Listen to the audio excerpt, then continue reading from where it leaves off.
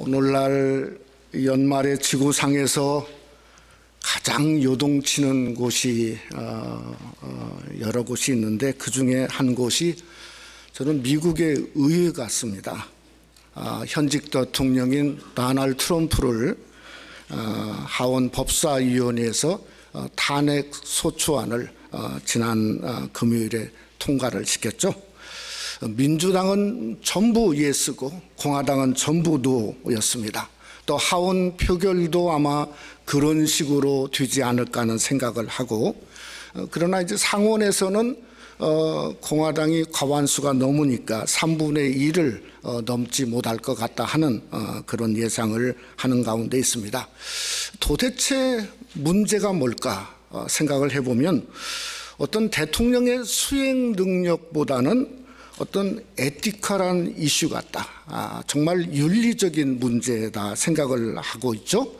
또 정치적인 갈등, 세를 늘리고자 하는, 깊이 들어가 보면 민주와 공화 양당의 파워 게임이다 이렇게 생각을 합니다. 그러니까 세상은 어디까지나 누가 힘이 센가, 힘의 논리를 갖고 있다가 결국에는 소위 임피치먼트라고 하는 부분까지 오게 되었다는 생각을 하게 되어지죠.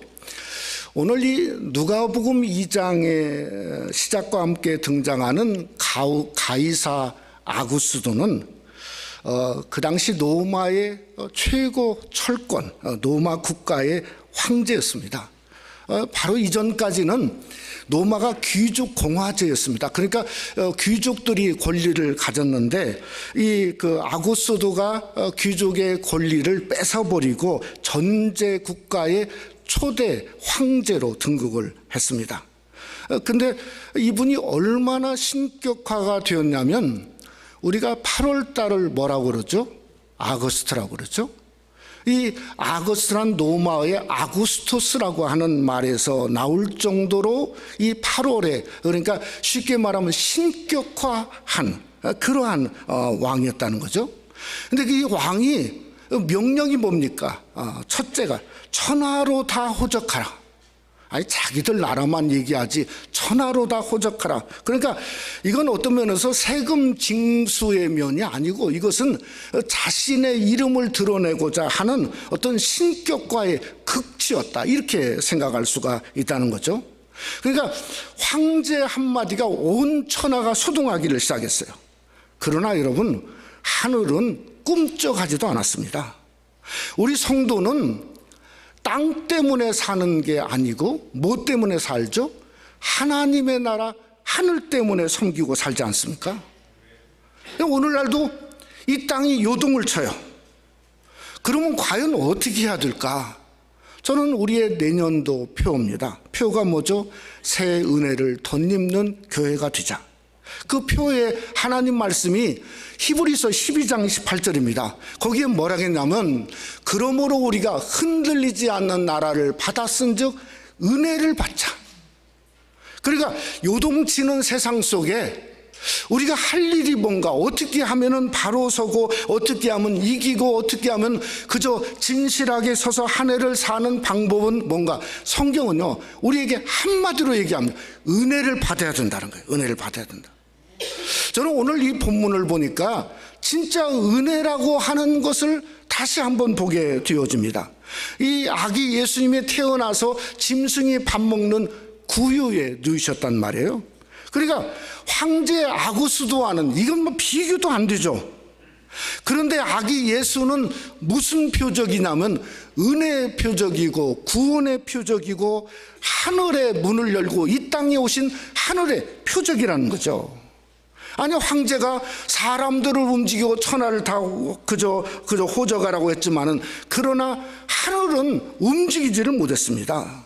또 복음이라고 하는 놀라운 복음을 통해서 정말 구원의 역사를 일으킨 술도 없었고 결국은 자기도 그러지 못했죠. 결국은 뭐죠?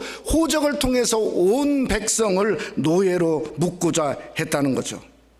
그런데 그는 구세주도 아니었고 그가 아무리 능력이 있다 할지라도 천군 천사는 결코 동원할 수 없는 실패자로 끝났다 하는 것을 우리가 성경에서 알 수 있다는 겁니다. 여러분, 그런데 은혜는 전혀 다릅니다. 우리가 잘 아는 마지막 절 14절에 보니까 지극히 높은 곳에서는 하나님께 영광이요, 땅에서는 하나님이 기뻐하신 사람들 중에 영평화로다 하니라. 그러니까 예수님을 통해서 하늘과 땅이 어떻게 되죠? 하나가 되었죠. 오직 예수님은 하늘과 땅을 하나로 연결할 수 있는 위대한 분이라는 거죠. 그러니까 그 위대한 주님의 영광이 아니 빈들의 밤의 양떼를 짖고 있는 목자들에게 임하게 되었다는 거예요. 그 영광이 오늘 우리가 예배에 참석하고 성탄주일을 한 주일 남게 놓는 저와 여러분에게도 그 영광이 함께하는 줄을 믿으시기를 주님의 이름으로 축원합니다.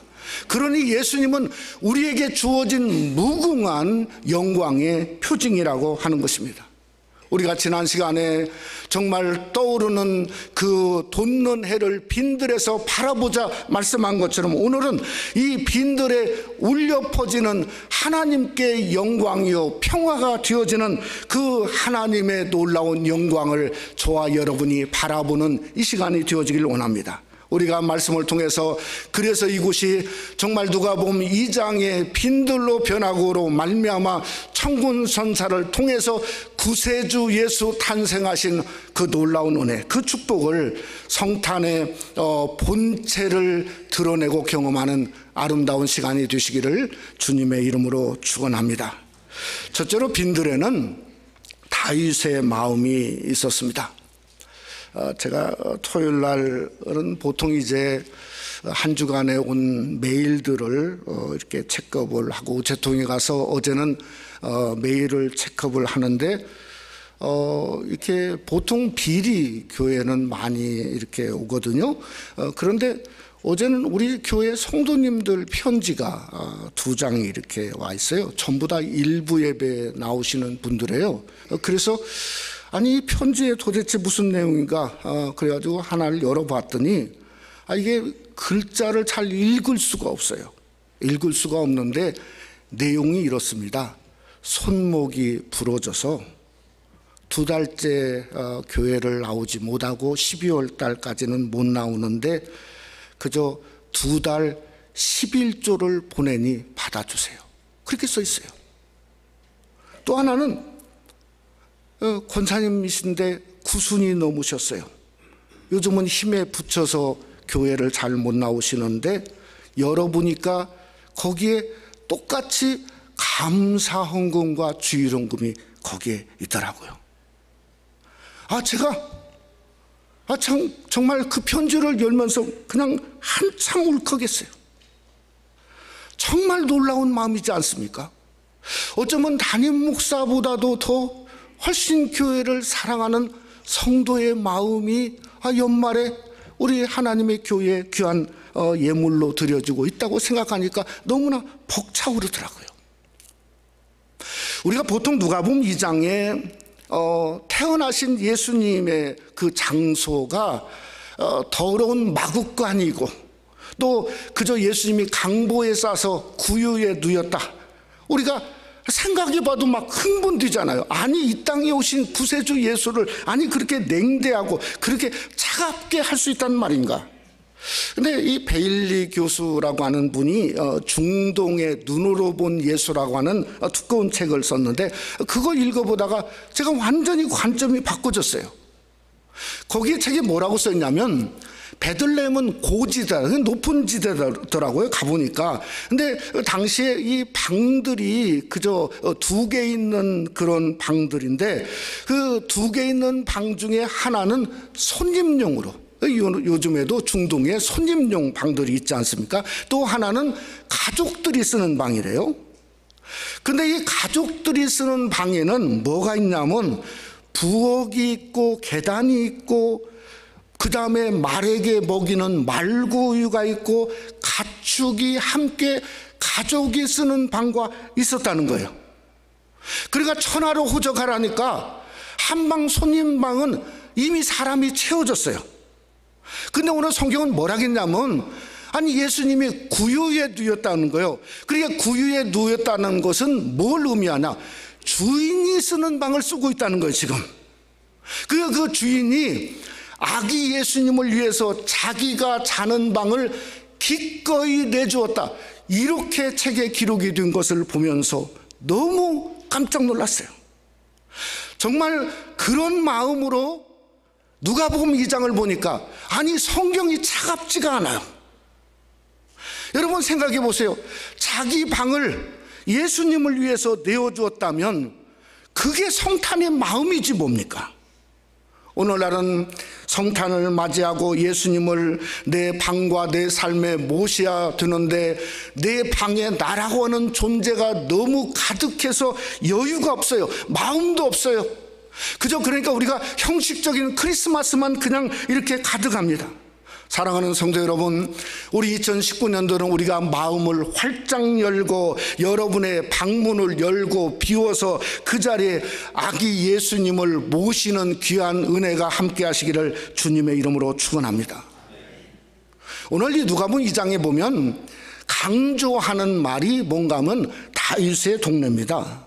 요셉이 다윗의 요셉 족속 인구로 4절에 베들레헴이라고 하는 다윗의 동네로 갔다 이렇게 말하지 않습니까? 천군 천사들도 다윗의 동네에 나타났어요. 누가복음 2장 12절에 보면 뭐라 했냐면 오늘 다윗의 동네에 너희를 위하여 구주가 나셨으니 곧 그리스도 주시니라. 그러니까 다윗의 동네에 예수님이 나셨고 또 그 다음에 목자들도 다윗의 동네에 있던 사람들을 그저 천군 천사가 나타나서 하나님을 찬양하지 않았습니까?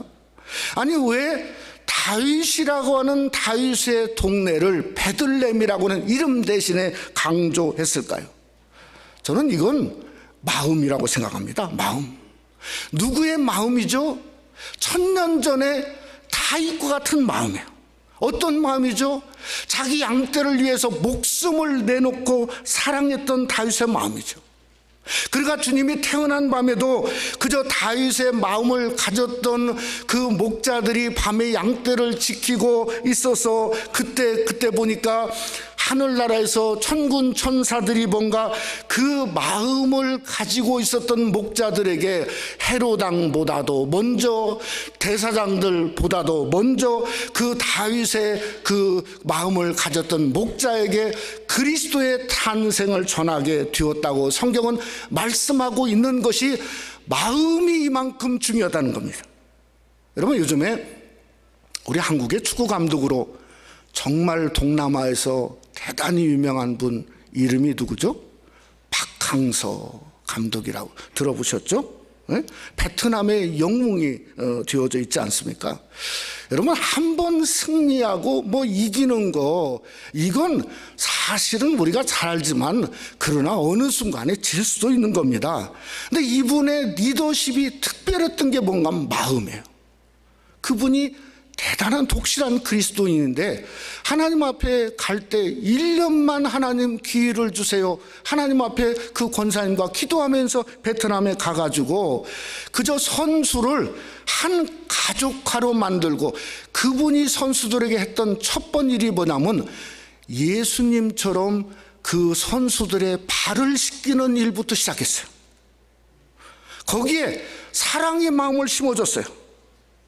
그랬더니 그가 이 베트남을 복음화를 위해서 기도하고 갔는데 진짜 어떤 선교사도 그 놀라운 일을 할 수 없는 그 역사를 아니 이분은 몇 년 만에 정말 우리 한국의 위상을 높이고 기독교의 문을 활짝 여는 놀라운 역사를 하고 있는 것은 뭔가 그의 마음이 다윗의 마음이고 하나님의 마음에 합한 자였기 때문에 사용하는 거 아니겠어요? 사랑하는 성도 여러분, 우리도 성탄의 마음이 얼마나 중요한 것인가를 오늘 성경은 우리에게 말씀하고 있습니다. 다윗이 양떼를 사랑하듯이 여러분도 정말 얼마나 하나님을 사랑하고 이웃을 사랑하느냐 하는 마음을 바로 성탄의 주님이 우리를 보기를 원한다고 하는 거예요. 그러니까 우리가 성탄에 무슨 마음을 가져야 되는가, 정말 너희는 이 마음을 품으라 곧 그리스도 예수의 마음인 것처럼 하나님의 사랑하는 그 마음을 갖는 여러분이 되시기를 주님의 이름으로 축원합니다.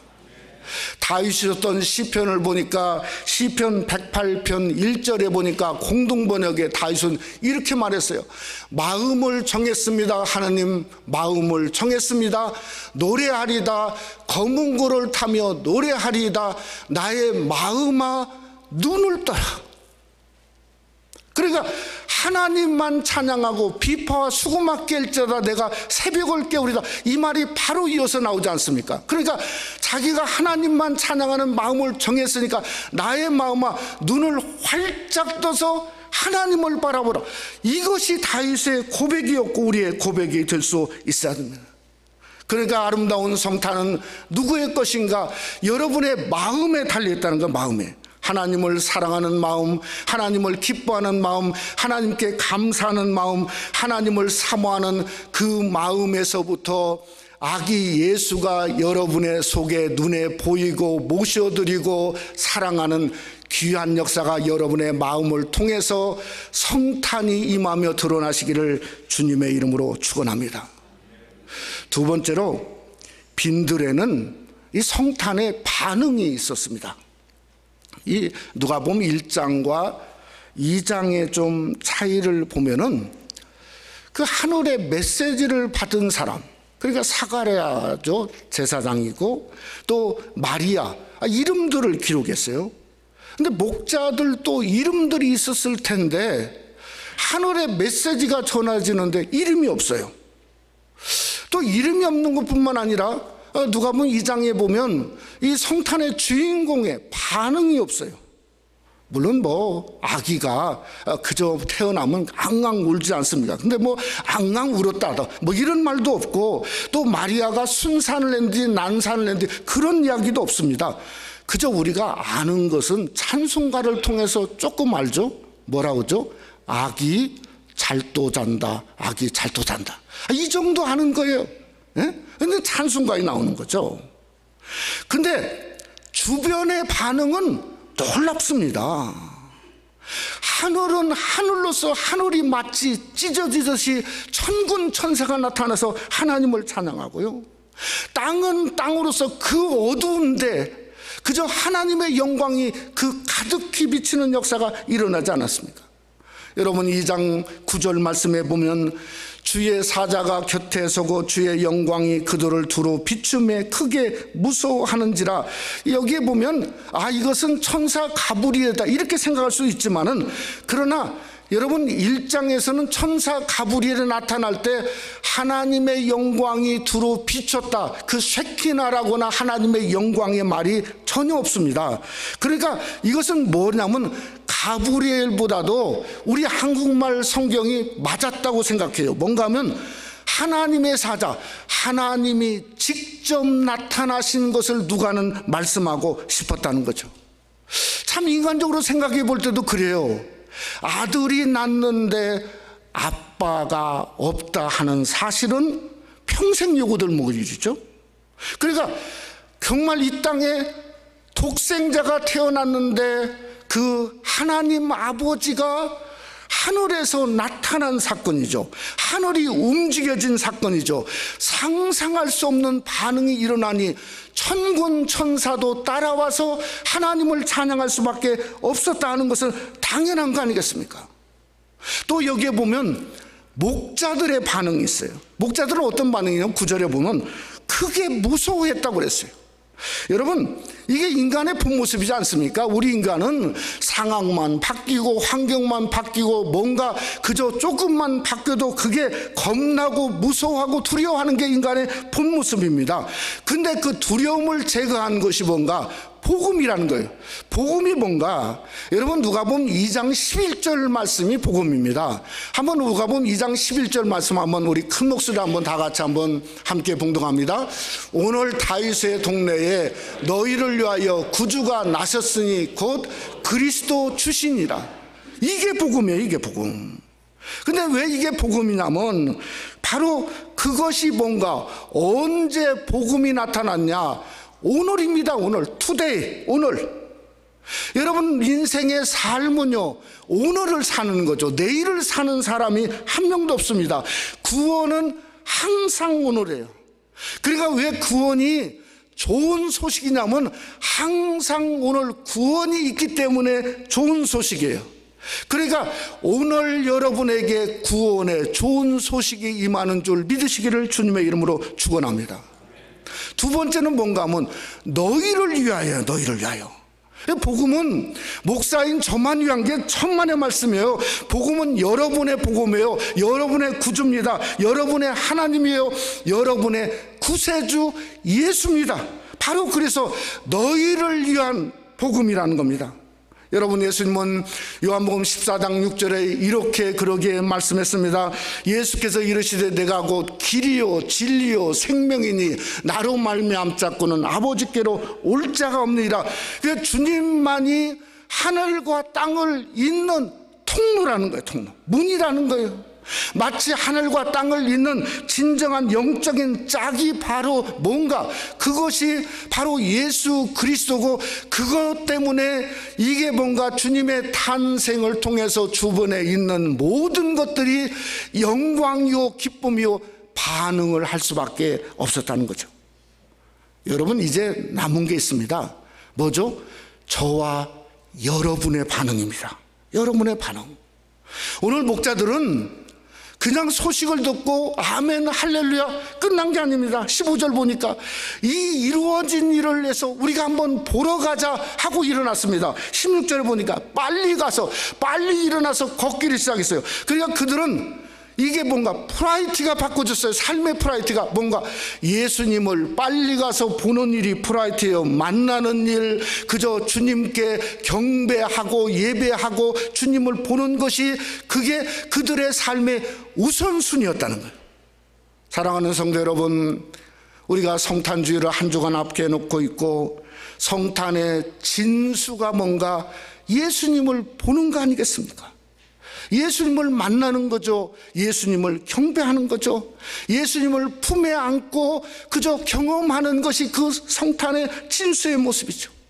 우리가 크리스마스를 그저 마치 듣고 기뻐하고 즐거워하고 예배함으로 끝났다면 누가복음을 통해서 우리에게 권면하는 겁니다.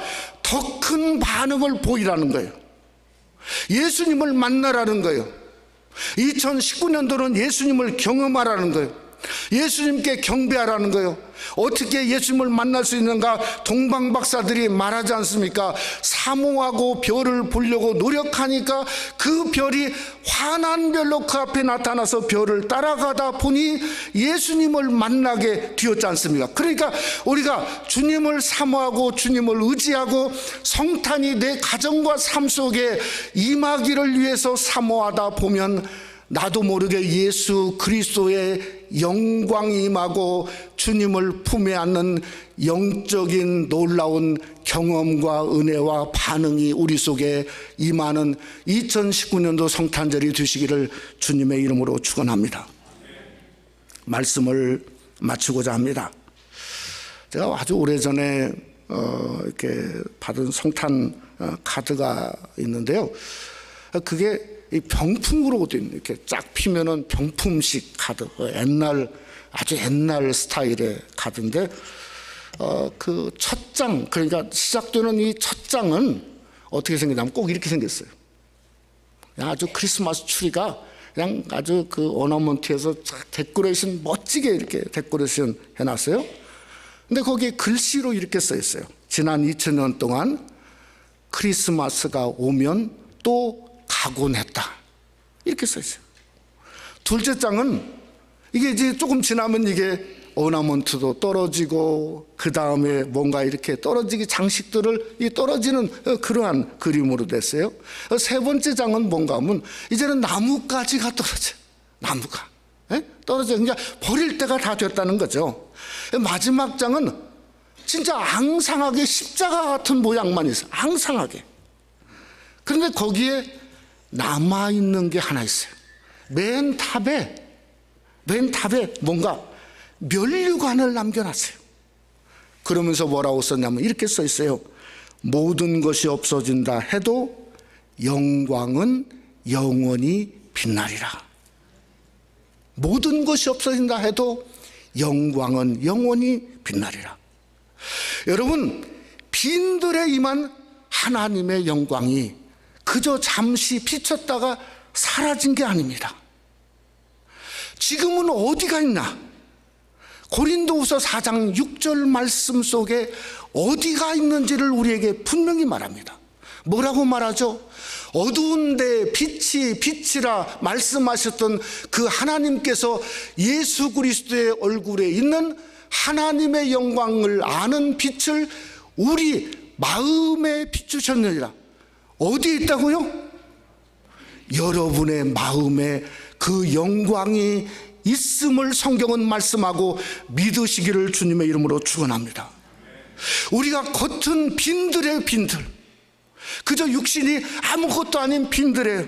그러나 그 영광이, 하나님 그리스도의 영광이 우리의 마음속에 임마누엘로 지금도 있다고 성경은 말씀하고 있다는 거죠. 그러면 이 장의 반응이 우리의 반응이 돼야 돼요. 저 목자들의 반응, 저 천군 천사들의 기뻐하는 반응이 우리의 반응이 돼야 돼요. 우리에게 영광이 있으니 뜨거워 타오르야죠. 일어나야죠. 기뻐하고 그 영광의 그리스도가 이 땅에 나를 위해 오신 이 성탄을 보면서 기뻐해야 돼요.